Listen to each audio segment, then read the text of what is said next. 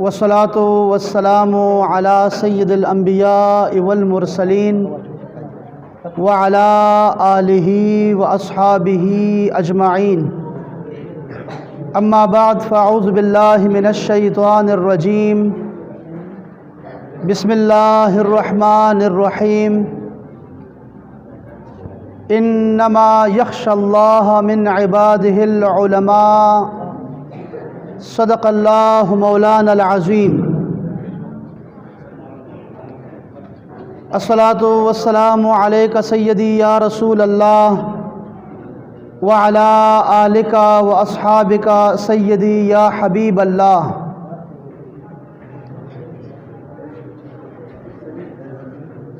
हज़रत अयूब अंसारी रदियल्लाहु ताला अन्हु چې د رسول الله صلی الله علیه وسلم په مدینه منوره کې ټولو کې لومبه میزبانو او بشکا اغي سره د رسول الله صلی الله علیه و آله وسلم د احادیثو مجموعه موجود وا. رسول الله صلی الله علیه و آله وسلم داغي بکور کې پاتې شوه. حضرت ایوب انصاری ابو ایوب انصاری رضی اللہ تعالی عنہ په مدینہ منوره کې موجود دے او د آغا زینا سفر کئی مصر تا. د سعودی عرب او د مصر په منځ کې سمندر دے. ابو ایوب انصاری د یو حدیث شریف د یو مسئلې د پارا د سعودی عرب نا مصر تلاړو او الته کې یو صحابي حضرت عقبہ بن عامر رضی اللہ تعالی عنہ موجودو. الته ورغه او حضرت عقبہ ته ویل صاحب ماتا یو داسې حدیث پکار دی چې هغه صرف تاسو ته معلوم دی، یو داسې مسله چې صرف تاسو ته معلوم ده. دی وخت کې آغا حدیث شریف تاسو ماته بیان کړي چې کوم تاسو په خپل باندې د رسول الله صلی الله علیه وسلم نه اورېدل دي. حضرت عقبہ بن عامر ورته آغا حدیث شریف بیان کو. ویل رسول الله صلی الله علیه وسلم نه ما اورېدل دي چې مبارک او فرمایل چې کوم مسلمان د چا په دنیا کې یو عیب پټ کو، د مسلمان پردے او ساتل یو ظلم، نو قیامت کې با الله جل شانه د دې بندا پرده ساتي. د دې یو حدیث شریف د پارا حضرت ابو ایوب انصاری دا سعودی عرب نا مصر تلاړو سفر وکړو مبارک او حدیث واورېدو او واپس مدینه منوره ته راو. وې صرف دا یو مسله میز د کوله بس. حضرت جابر بن عبداللہ رضی اللہ تعالی عنہ د رسول اللہ صلی اللہ علیہ وسلم صحابی دے. د یو مسئلے د پارا هغه د مدینه منوره نا شام تلاړو. شام بل ملک دے ال تلاړو او ال تکی یو صحابی موجود دے حضرت عبداللہ بن انیس. جابر بن عبداللہ ویل ما ته پته ولګی دا چې یو صحابي موجود دی په شام کې او هغه ته یو مسله معلومه ده چې رسول الله صلی الله علیه وسلم ورته په خپل باندې خودلې ده. هغه یو مسله بزیز د کوم نو سورلی واغستا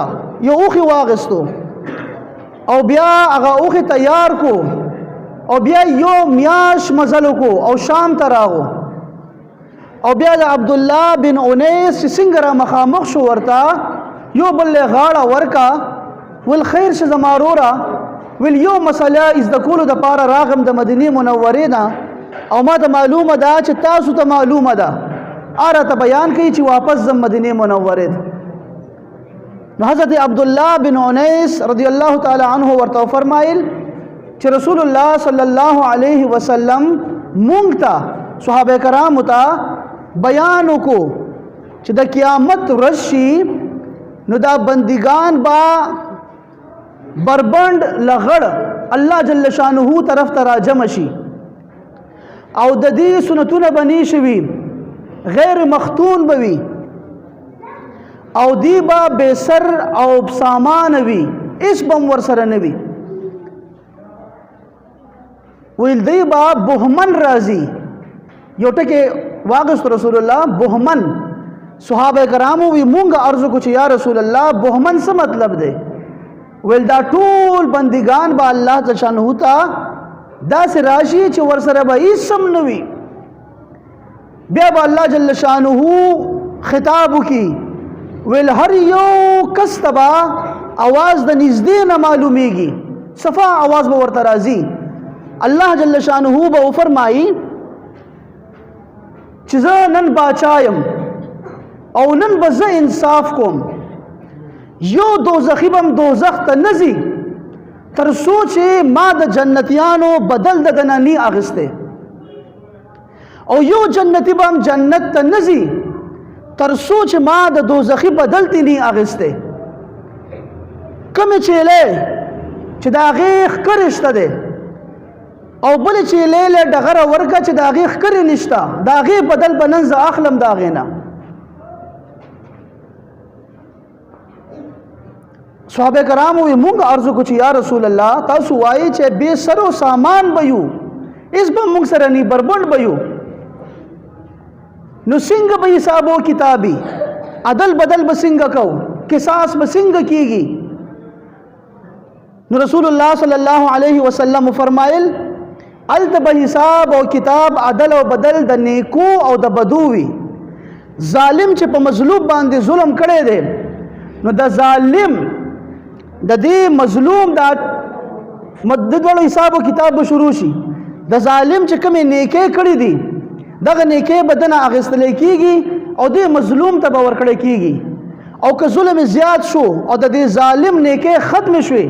نو بیا به د مظلوم چې کوم ګناه کړي دي دا ګناه به د ظالم طرف ته پکاته کی شي او دا دره به ګناه کم شي نو حساب او کتاب به ټول برابر کیږي حضرت جابر بن عبد الله د دې مسلې د پاره د دې یو حدیث د پاره یو میاش مزل کړو او دا مدینه منورې نه شام ته راغلو عمده حضرت جابر بن عبد الله بیا د مدینه منورې نه مصر ته لاړو منځ کې سمندر دی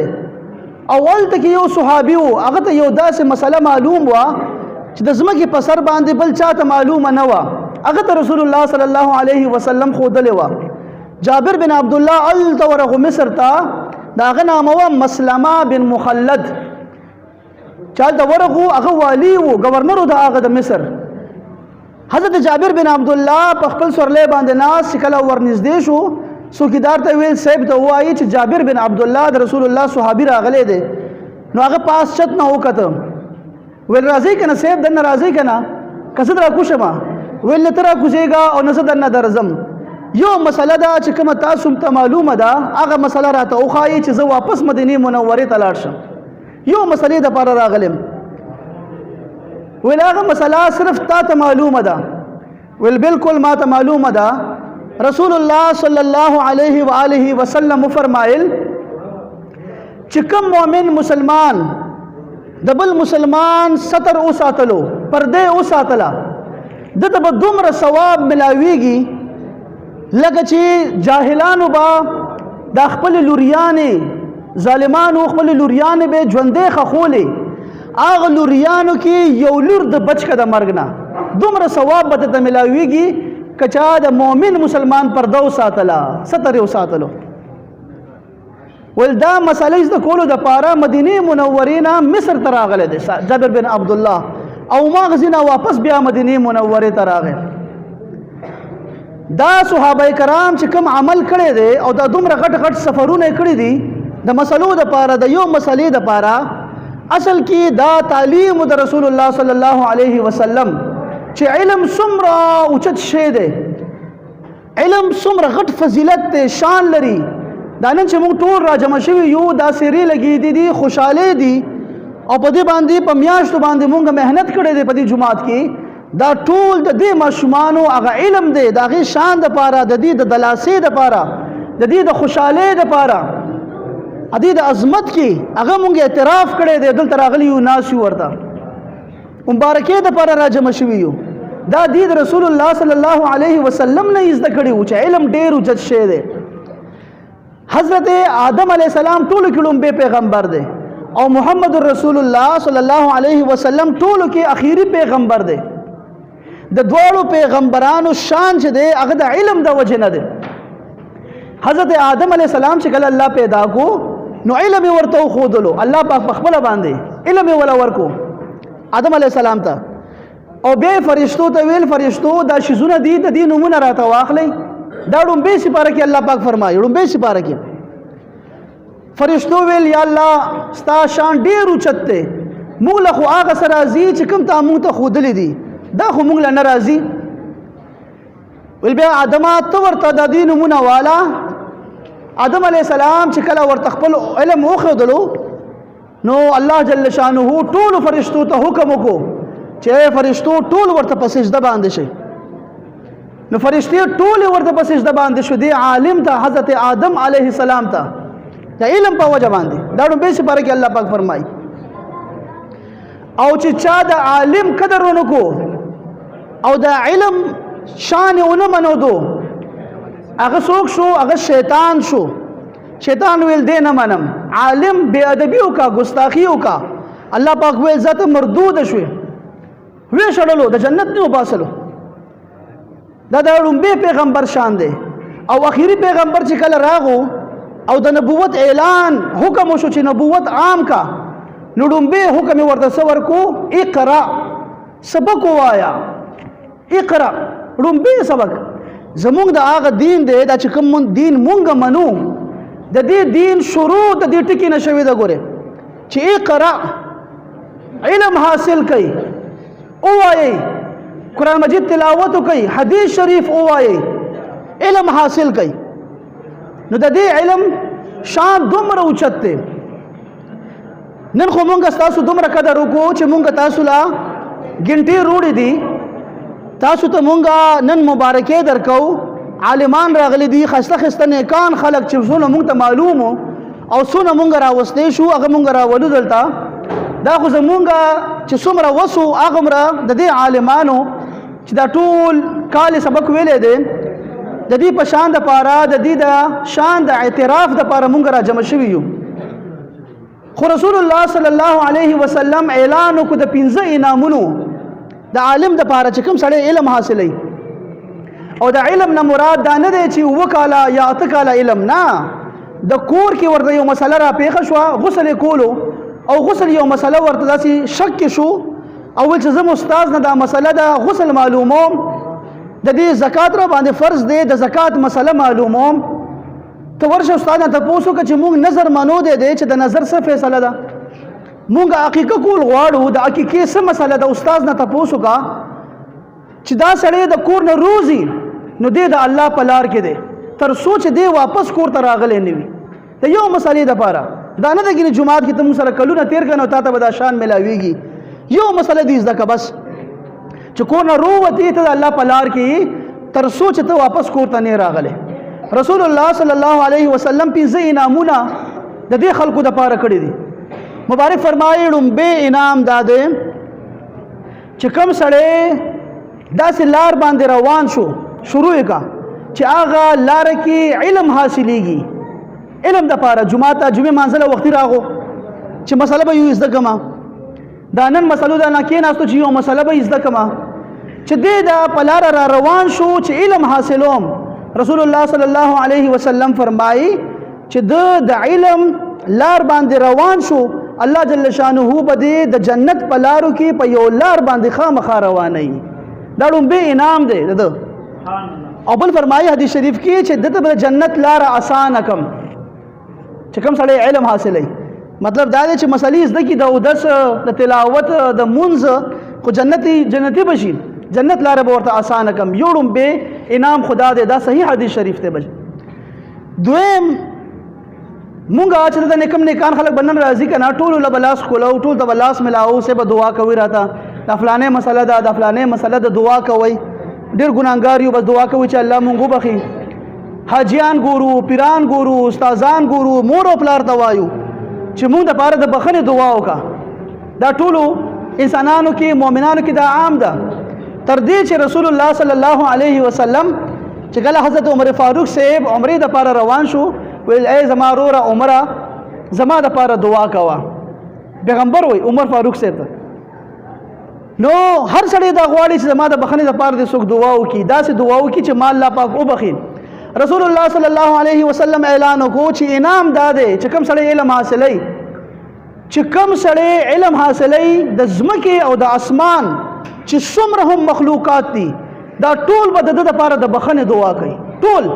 تر دې چې په سمندر کې کم کبان دي کبان به هم د ده دپاره د بخښنې دعا کوي او په سړو کې چې کم میږي دي هغه میږي به هم د ده دپاره د بخښنې دعا کوي دومره غټ انعام دی د علم دریم مبارک فرمایي د عالم سړي دومره فضیلت دی په عابدانو باندې چې کم خلک مونږ مسلې بیانو هغه راشي نفل ته ودرېږي نفل مونځ کوي مسله زده کول یو مسله زده کول د زر رکعاتو نفل نه بهتر ده خو هغه راشي په نفل باندې ودرېږي نو دا کم سړی چې نفلونه کوي ذکرونه کوي ذات او مسلې د دین نه زده کوي عالم سړی په ده باندې دومره اوچت دی لکه څنګه چې سپوږمۍ اوچته ده په ستورو کې څنګه چې سپوږمۍ ده رڼا ورکوي برېښنا کوي په ستورو کې دومره یو عالم په عابدانو کې موجود دی دا دریم الله رسول الله صلی الله علیه وسلم مبارک فرمایي څلورم فرمایي چې کله یو غټ سړی وي هغه چې کله موږ د هغې عزت کول غواړو موږ ورته ګوره صفونه او دا بسترې م ورته ایښي دي ځکه چې عالم سړی دی قدر یې کول غواړو موږ ورته فمونه ایښي دي دلته کرسۍ ایښودلی شوي دي دا اوس عمران خان لاړو وروسته لاړو نو په خبرونو کې ډومبې خبر هم دا و چې ډېر عزت د هغو شو هلته کې هغه ته سور قالین واچولو ریډ کارپټ چې ورته مونږ وایو دا ډېر غټ عزت دی تر اوسه پورې خو څوارلس نیم سوه کاله مخکې رسول الله صلی الله علیه وسلم فرمایي چې کوم سړی د علم دپاره د کور نه روزي نو فرشتې خپلې وزرې خوري د هغه د خپو د لاندې سور کارپټ څه شی دی فرشتې خپل وزر خوري د هغه د خپو د لاندې چې دی یو مسلې دپاره د کور نه رووتو دا څلورم انعام دی او اخري انعام رسول الله صلی الله علیه وسلم فرمایي عالمان دا د پیغمبرانو وارثان دي زمونږ په دې کلي وطن کې چې کومه غټه مسله ده که نه د خلکو داسې ډېر خلک دي چې د هغې د سحر لومبی کارم وراثت معلومول دي او د ورځې اخري کارم وراثت معلومول دي چې ما پسې څومره ده او زما ګاونډي پورې څومره ده او زما د تره بچي له څونه ورغه زما ماما بچي له څونه ورغه وراثت معلوم دی پسې ګرځي او اخري بیا قبر ته لاړ شي او 2 ګزه ځای هغه ونیسي رسول الله صلی الله علیه وسلم څه فرمایي چې کم سړی علم حاصلوي ویل دا د پیغمبرانو وارثان دي ځکه چې پیغمبران هغه درهم او دینار نه پرېږدي وراثت کې هغې علم پرېږدي نو چې کم سړی ته د علم نه برخه میلاو شوه هغه ته د پیغمبرانو د وراثت نه غټه برخه میلاو شوه دا یې 5م برکت دی نو عرض مې دا کولو دوستانو چې علم حاصلول دومره غټ شان دی او علم داسې نه علم چې تا ته ویم چې تو 9 کاله تېر کړه دلته کې 6 کاله تېر کړه یو مسلې زده کولو دپاره خو راتلی شي او دا م یاد ساتئ دا خو خاص خبره کوم علم حاصلول داسې دا خیر او د برکت کار خو دی که نه خو داسې مستحب او سنت نه دی علم حاصلول چې هغې باندې ستا شپه ورځ تېره شي دا فرض دی فرض په هر مؤمن مسلمان باندې فرض دی ور باندې فرض پیژنئ عقیده معلومول عقیده چې زما عقیده د الله باره کې څه پکار ده د رسول باره کې څه پکار ده د فرشتو باره کې څه پکار ده د قبر باره کې څه پکار ده د قیامت باره کې څه پکار ده دا فرض دی در باندې په هر مؤمن مسلمان باندې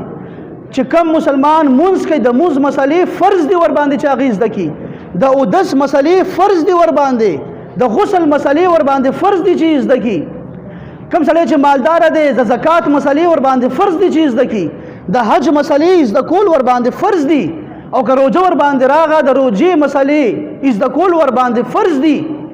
نو علم حاصل کوي دوستانو دې کې ډېر غټ شان دی فضیلت دی پکې او چې کومې خبرې دا ما تاسو ته بیان کړي دا د صحیح احادیثونه او دا رښتینی پیغمبر د خولې خبرې دي الله جل شانه دې دا ټولې دعاګانې چې رسول الله صلی الله علیه وسلم کړي دي هغه دې زموږ په حق کې الله پاک قبول او منظور کړي او دا انعامونه چې کوم رسول الله صلی الله علیه وسلم زموږ دپاره بیان کړي دي هغه زموږ د ټولو نصیب شه زموږ هم نصیب شه او زموږ د شاګردانو ټولو نصیب شه الله تعالی دې تاسو له مور او پلار ته ډېر خیر او برکت ورکړي چې هغه د ماشومانو سره مرسته کوي چې دې جماعت ته راستئ. دا جماعت او دا مدرسه دا صرف یو مدرسه نه ده چې هغې کې دا ماشومان علم حاصلوي. صرف علم نه حاصلوي بچې، علم باندې خو خلک ګمراه شو، لاړه ګمراه شو، قرآن وی او ګمراه شو، حدیثونه وی او ګمراه شو. علم نه، دلته صرف علم مونږ نه تقسیمو، دلته تربیت کیږي د ماشوم. ماشوم ته د اودس چل خایو، استنجا چل ورته خایو، مور او پلار سره به څنګه خبرې کې، روټۍ به څنګه خورې، اوده کېږي به څنګه، چې راپاسې کومه دعا به زر وې، درود شریف به څنګه وې، الله به څنګه یادې، رسول به څنګه یادې، د مشرانو ادب به څنګه کې. دا ټول چې په ادب باندې دي داسې ته کور کې ساتلی شي، دوه ماشومان نشي ساتلی. او دلته کې په سوونو باندې ماشومان دا ورته تربیت ورکړی کېږي. الحمدلله چې مولانا عطا الرحمن جنیدی صاحب شپه ورځ دلته محنت کوي، شپه ورځ، او کلونو را روان دي، په کلونو باندې. نو تاسو مرسته دا د مور او پلار، مرسته دا د خپل ماشومانو سره، خپل ځان دپاره که جنت ګټل غواړئ، د ماشومانو دپاره جنت ګټل غواړئ، خپل ماشومان دې مدرسې ته رولېږئ چې صحیح عقیده ورته وښایو، زړه عقیده ورته وښایو، د مور او پلار عقیده ورته وښایو، د پیغمبرانو عقیده ورته وښایو او ادب ورته وښایو، تربیت یې وکړو. الله جل شانه دې موږ لا په قرآن او په حدیث باندې د عمل کولو توفیق راکړي. واخر دعوانا ان الحمد لله رب العالمین.